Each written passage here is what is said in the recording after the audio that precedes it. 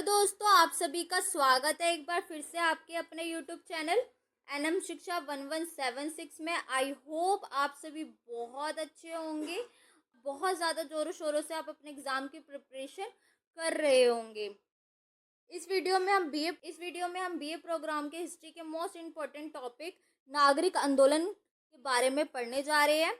तो चलिए वीडियो को स्टार्ट करते हैं। अगर आपको वीडियो अच्छी लगे तो आप वीडियो को लाइक करें। अगर आपको कोई कन्फ्यूज़न या फिर मन में कोई डाउट है या कोई सवाल है तो आप कमेंट करके मुझे बता सकते हैं। साथ ही अगर आपने चैनल को अभी तक सब्सक्राइब नहीं किया है तो आप चैनल को सब्सक्राइब कर लीजिए। बिकॉज चलिए वीडियो को स्टार्ट करते हैं।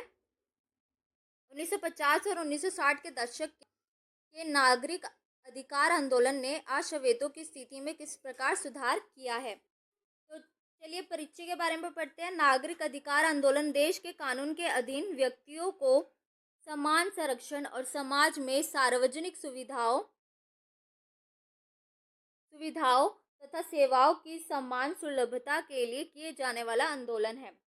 यानी कि जो नागरिक अधिकार आंदोलन है वो नागरिकों के लिए अपने अधिकार के लिए किया गया आंदोलन होता है। ठीक है, आगे पढ़ते हैं। नागरिक स्वतंत्रता से नागरिक अधिकार एक दूसरे से भिन्न है, क्योंकि नागरिक स्वतंत्रता में भाषण और अभिव्यक्ति की स्वतंत्रताएं निहित होती है, परंतु नागरिक अधिकार का संबंध अलग अलग सदस्यों या समूहों से होता है, चाहे वे नस्लीय, धार्मिक और अन्य हो।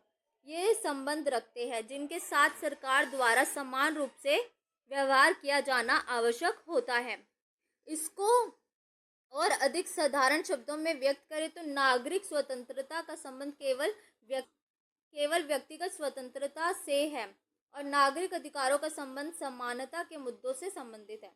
यानी कि अगर बात करें नागरिक स्वतंत्रता की तो वहाँ पे स्वतंत्रता आती है हमारे व्यक्तिगत स्वतंत्रता के लिए।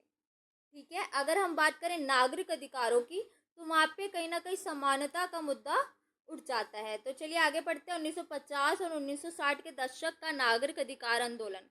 संयुक्त राज्य अमेरिका का संविधान सभी व्यक्तियों के लिए विभिन्न अधिकारों को मान्यता देता है।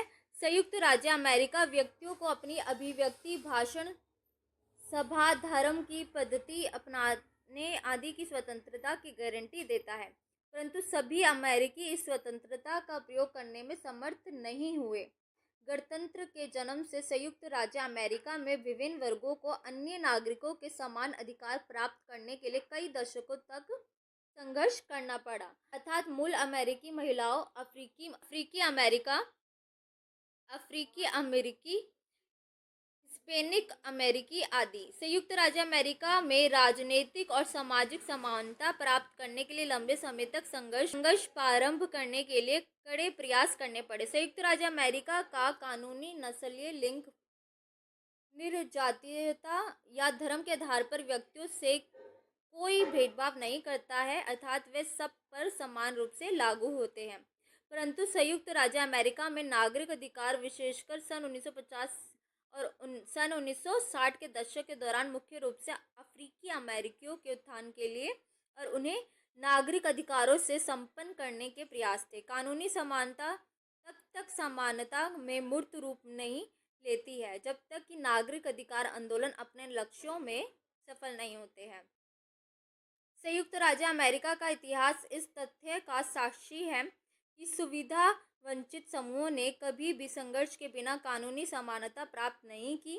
शक्तिशाली समूह सदा सुविधा वंचित समूहों को समानता के अधिकार को देने का लगातार प्रतिरोध करते रहते हैं। नागरिक अधिकार आंदोलन के कारण अशवेतों की स्थिति में सुधार। संयुक्त राज्य अमेरिका के संविधान के निर्माण के समय अमेरिका में सैकड़ों और हजारों अफ्रीकी गुलाम थे। इसलिए अमेरिका का संविधान पहला ऐसा लिखित संविधान बना जिसमें गुलामों को श्वेत लोगों के समान नहीं माना तथा उन्हें पूरी नागरिकता नहीं दी। संयुक्त राज्य अमेरिका में गुलामी ऐसे भयंकर गृह युद्ध के बाद समाप्त की गई थी जिसने राष्ट्र की एकता और क्षेत्रीय अखंडता के लिए संकट पैदा कर दिया। गृह युद्ध के बाद पुनर्निर्माण की अवधि आई। सन 1877 में पुनर्निर्माण समाप्त हुआ। दक्षिणी श्वेत लोगों ने नस्लीय पृथक्करण की पद्धति अपनाने के लिए नए नियम और विनियम अपनाए जिन्हें आमतौर पर जिम क्रो कानून कहा जाता है। अश्वेत लोगों को सार्वजनिक सुविधाएं और शिक्षाएं संस्थाएं शेयर करने से प्रतिबंधित किया गया, जैसे शवेत समुदाय को प्राप्त थी। आज शवेत बच्चों को पृथक विद्यालयों में पढ़ने के लिए बाध्य किया जाता था, जिनमें पर्याप्त सुविधाओं को अभाव था। आज शवेत उन होटलों और रेस्टोरेंट में प्रवेश नहीं कर सकते थे जो शवेत लोगों के लिए थे। या यानी कि कहीं ना कहीं अशवेत लोगों के साथ बहुत ज़्यादा भेदभाव किया जाता था। आगे बढ़ते हैं, नस्लीय पृथकीकरण और भेदभाव सार्वजनिक परिवहन सुविधाओं में भी अपनाया जाता था। यानी कि उनके लिए होटल अलग थे, रेस्टोरेंट अलग थे, यहाँ तक कि सार्वजनिक शौचालय भी उनके लिए अलग कर दिए गए थे। ठीक है, आगे बढ़ते हैं, संयुक्त राज्य अमेरिका के उच्चतम न्यायालय को जिम क्रो कानूनों का समर्थन कर प्रमुख शवेत समुदाय का पक्ष लिया। प्लेसी बनाम फर्गसन केस में सन 1996 में संयुक्त राज्य अमेरिका के उच्चतम न्यायालय ने निर्णय दिया कि दो नस्लों के लिए पृथक सुविधाएं संविधान का उल्लंघन नहीं करती है।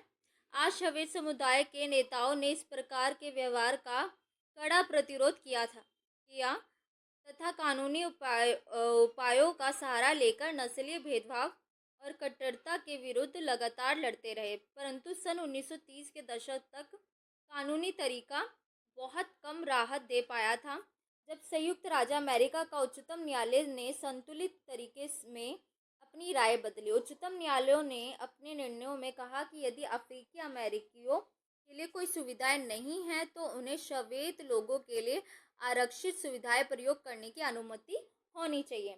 दो दशकों के बाद एक अन्य ऐतिहासिक निर्णय में उच्चतम न्यायालय ने प्लेसी सिद्धांत और नियम को बदल दिया और ब्राउन नाम board of education of topic में निर्णय दिया कि पब्लिक स्कूलों के नस्लीय पृथक्करण करने से अशवेत बच्चों में हीनता की भावना उत्पन्न करते हैं कि समुदाय में उनकी क्या हैसियत है। वह उनके दिलों और दिमाग में ऐसा बुरा प्रभाव डालता है जिससे कभी नहीं हटाया जा सकता। पृथक शैक्षिक सुविधाएं स्वाभाविक रूप से असमान है। यह केस टॉपिक कैंसास में एक अशवेत बच्चे लीडा क्रोल ब्राउन के लिए national association for the advertisement of coloured people, जिसे कहते हैं हम शॉर्ट फॉर्म में NAACP, द्वारा शुरू किया गया था। ब्राउन निर्णय का दक्षिण शवेत लोगों द्वारा स्वागत नहीं किया गया था, यहाँ तक कि उत्तर में रहने वाले शवेत समुदायों के बहुत कम लोगों द्वारा इसको सराहा गया था। इस निर्णय के 3 वर्ष बाद लिटिल रॉक शहर में अशवेत बच्चों को शवेत पब्लिक स्कूलों में प्रवेश करने की इज्जत नहीं दी जाती थी, परंतु इसको लागू करने के लिए राष्ट्रपति डेविड डी आइजवाहान द्वारा पृथक्करण पर ब्राउन निर्णय को क्रियान्वित करने के लिए फेडरल निर्णय के अधीन अवकाश नेशनल गार्ड रखे जाने के बाद समस्या का समाधान किया गया था। ब्राउन बनाम board of education of topic में संयुक्त राज्य अमेरिका के उच्चतम न्यायालय के निर्णय द्वारा सन 1954 में पब्लिक स्कूलों को तकनीकी दृष्टि से वर्णभेद से मुक्त किया गया था, परंतु अभी भी पड़ोस में बहुत से स्कूल आवासन और नस्लीय पृथक्करण की असमानता के कारण पृथक थे और स्कूलों में प्रवेश नहीं दिया जा रहा था। देश के बहुत से भागों में पब्लिक स्कूलों का नस्ल द्वारा पृथक करना जारी रहा। सवान बनाम शॉर्लेट मैकलेन वर्ग बोर्ड ऑफ एजुकेशन 1971 में उच्चतम न्यायालय ने स्कूलों के आगे एकीकरण के प्रयास में स्कूल पृथक्करण समाप्त करने के लिए बच्चों को बस द्वारा ले जाने की संवैधानिक वैधता की पुष्टि की। जब नागरिक अधिकार आंदोलन को सफलता मिली और संयुक्त राज्य अमेरिका ने सन 1964 और 1965 में नागरिक अधिकारों और मतदान अधिकारों से संबंधित कानून बनाए, तब अन्य अल्पसंख्यक समुदायों को भी इसी रूप में नागरिक आंदोलनों और विधायी उपायों का या तो प्रत्यक्ष रूप से या अप्रत्यक्ष रूप से लाभ प्राप्त हुआ। आगे पढ़ते हैं, मार्टिन लूथर किंग का नागरिक अधिकार आंदोलन में भूमिका। मार्टिन लूथर ने अमेरिका के दक्षिण राज्यों में बंधुआ मजदूर के रूप में काम किया।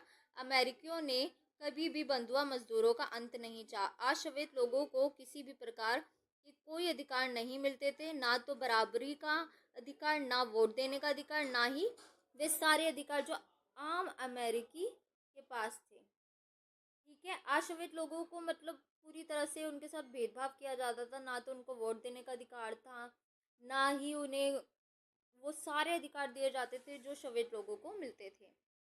आगे बढ़ते हैं। मार्टिन लूथर किंग एक बहुत ही उज्जवल छात्र होने के साथ साथ बहुत अच्छे वक्ता भी थे। बाद में उन्होंने राजनीतिक कदम रखा और संयुक्त राज्य अमेरिका में समुदाय के खिलाफ भेदभाव के खिलाफ एक सफल अहिंसक आंदोलन किया। वर्ष 1955 में मार्टिन मोंटगोमेरी की सार्वजनिक बसों में एक महिला श्रीमती रोज फॉक्स को काले और सफ़ेद के भेद के खिलाफ गिरफ्तार किया गया था। संयुक्त राज्य अमेरिका में कानून था कि जब अफ्रीकी मूल का कोई भी अश्वेत बस में सीट पर बैठे हो और यदि श्वेत अमेरिकी आया तो उसे सीट छोड़कर खड़ा होना पड़ेगा। यानी कि इतना ज़्यादा भेदभाव था कि उन्हें कहा गया था अगर कोई अफ्रीकी मूल का कोई भी अश्वेत बस में सीट पर बैठा हो, ठीक है, और कोई गोरा लोग यानी कि गोरे श्वेत अमेरिकी आ जाए तो उनको उठना पड़ेगा, वहाँ से खड़ा होना पड़ेगा। रोज फॉक्स ने इसका विरोध किया। ठीक है, इसका विरोध करने वाला कौन था? रोज फॉक्स। ठीक है, आगे बढ़ते हैं। वह अपनी जगह से नहीं उठी, यानी कि ये फीमेल थी, वो नहीं उठी, जिसके बाद उसे गिरफ्तार कर लिया गया और इसके बाद डॉक्टर किंग ने बस आंदोलन चलाया। 381 दिनों तक चले इस सत्याग्रही आंदोलन के बाद अमेरिका बसों में काले और सफ़ेद यात्रियों के लिए अलग अलग सीटों का प्रावधान समाप्त कर दिया गया। धार्मिक और सामाजिक संस्थाओं ने उन्हें पदक दिए। अमेरिका की प्रसिद्ध टाइम पत्रिका ने उन्हें 1963 के मैन ऑफ द ईयर के रूप में चुना। ठीक है, आगे बढ़ते हुए गांधी के अहिंसक आंदोलन से गहराई से प्रभावित थे और उनका अनुसरण करते हुए मार्टिन लूथर किंग ने अमेरिका में एक ऐसा सफल आंदोलन चलाया जिसका अधिकांश श्वेत लोगों ने समर्थन किया। साथ ही तत्कालीन राष्ट्रपति जॉन एफ कैनेडी ने भी उनका समर्थन किया। 1959 में उन्होंने भारत की यात्रा की। डॉक्टर किंग ने समाचार पत्रों में कई लेख लिखे। स्टंट फॉर फ्रीडम 1958 और वाई वी कैंट वेट 1964 वे जिन्हें उन्होंने लिखा। 19 ईसाई नेतृत्व सम्मेलन की स्थापना की। उनके प्रयासों से अमेरिका में नागरिक अधिकारों के क्षेत्र में प्रगति हुई है, इसलिए उन्हें आज मानव अधिकारों के प्रतीक के रूप में भी पहचाना जाता है। नागरिक अधिकार आंदोलन के सकारात्मक प्रभाव 1950 और 1960 के दशक के नागरिक अधिकार आंदोलन के अमेरिकी समाज पर कई सकारात्मक प्रभाव पड़े, जिनमें से कई आज भी महसूस किए जा रहे हैं। नागरिक अधिकार आंदोलन के कुछ प्रमुख सकारात्मक प्रभाव यह दिए गए हैं। कानूनी सुरक्षा। नागरिक अधिकार आंदोलन ने 1964 में नागरिक अधिकार अधिनियम, 1965 के मतदान अधिकार अधिनियम सहित कई ऐतिहासिक नागरिक अधिकार कानूनों को पारित किया, जिसने रोजगार, शिक्षा, आवास और मतदान में भेदभाव के लिए कानूनी सुरक्षा प्रदान की। डिसग्रेशन सिविल राइट्स मूवमेंट ने पब्लिक स्कूलों, कार्यस्थलों और सार्वजनिक आवासों को अलग किया, जिससे नस्लीय बाधाओं को तोड़ने और काले अमेरिकियों और अन्य अल्पसंख्यक समूहों के लिए अधिक अवसर पैदा। अधिकारिता। नागरिक अधिकार आंदोलन ने अफ्रीकी अमेरिकियों के लिए राजनीतिक सशक्तिकरण में वृद्धि की। अधिक काले अमेरिकियों को राजनीतिक कार्यालयों के लिए चुना गया और राजनीतिक निर्णय लेने में अधिक से अधिक कहा गया। सांस्कृतिक परिवर्तन। नागरिक अधिकार आंदोलन ने नस्ल के प्रति लोकप्रिय संस्कृति और सार्वजनिक दृष्टिकोण में बदलाव के साथ अधिक नस्लीय सहिष्णुता और स्वीकृति की दिशा में एक व्यापक सांस्कृतिक बदलाव में योगदान दिया। जागरूकता में वृद्धि। नागरिक अधिकार आंदोलन ने काले अमेरिकियों और अन्य अल्पसंख्यक समूहों द्वारा सामना किए गए अन्याय और असमानताओं के बारे में जागरूकता बढ़ाने में मदद की, जो आज भी जारी सामाजिक न्याय और नागरिक अधिकारों के लिए एक व्यापक आंदोलन को जन्म दे रहा है। वैश्विक प्रभाव। नागरिक अधिकार आंदोलन का वैश्विक प्रभाव था, जिसने दुनिया भर के अन्य देशों में सामाजिक न्याय और नागरिक अधिकारों के लिए इसी तरह के आंदोलन को प्रेरित किया। निष्कर्ष। नागरिक अधिकार आंदोलन ने अमेरिकी इतिहास में एक महत्वपूर्ण क्षण का प्रतिनिधित्व किया जिसने उत्पन्न की गहरी जड़ें वाली प्रणालियों को चुनौती दी और बदल दिया। इसकी विरासत आज भी सामाजिक न्याय आंदोलन को प्रेरित और आकार देती है। काले अमेरिकियों के लिए पूर्ण समानता और न्याय प्राप्त करने के लिए अभी भी बहुत काम किया जाना बाकी है। 1950 और 1960 के दशक का नागरिक अधिकार आंदोलन नागरिक अधिकारों और सामाजिक न्याय की लड़ाई में एक महत्वपूर्ण मोड़ था। नागरिक अधिकारों के संरक्षण के परिणाम में नस्लीय, लिंग और नरजातीय भेदभाव के निजी और सार्वजनिक कार्यों के उन्मूलन द्वारा नागरिक स्वतंत्रता का प्रयोग हुआ है। इसका श्रेय नागरिक अधिकार आंदोलन को जाता है। तो चलिए वीडियो यहीं समाप्त होती है। Thank you for watching. अगली वीडियो में हम मिलते हैं। अगर आपने अभी तक चैनल को सब्सक्राइब नहीं किया है तो चैनल को ज़रूर सब्सक्राइब करें और वीडियो को ज़रूर लाइक करिए, ठीक है। और इसी तरह आप अपना सपोर्ट बनाए रखिए और आप सभी का बहुत ज़्यादा सपोर्ट मिल रहा है तो मैं तो बहुत ज़्यादा खुश हूँ। और इसी तरह आप सब अपना सपोर्ट बनाए रखें, मैं ये आशा करती हूँ। और चलिए फिर अगले नेक्स्ट इम्पॉर्टेंट टॉपिक की वीडियो में मिलते हैं। और अगर आपने अभी तक इम्पॉर्टेंट टॉपिक वाली वीडियो, चाहे वो हिस्ट्री की हो या फिर पॉल साइंस की, बीए प्रोग्राम 6 सेमेस्टर की, जैसे चिपको आंदोलन, वैश्वीकरण, शीत युद्ध, अल्जीरिया की स्वतंत्रता, पेरिस छात्र आंदोलन, औपनिवेशीकरण जैसे इम्पॉर्टेंट टॉपिक पर अगर आपने अभी तक वीडियो नहीं देखी है तो चैनल को विजिट करके आप उस इम्पॉर्टेंट टॉपिक पर वीडियो देख सकते हैं। तो चलिए फिर अगली वीडियो में मिलते हैं। Thank you for watching.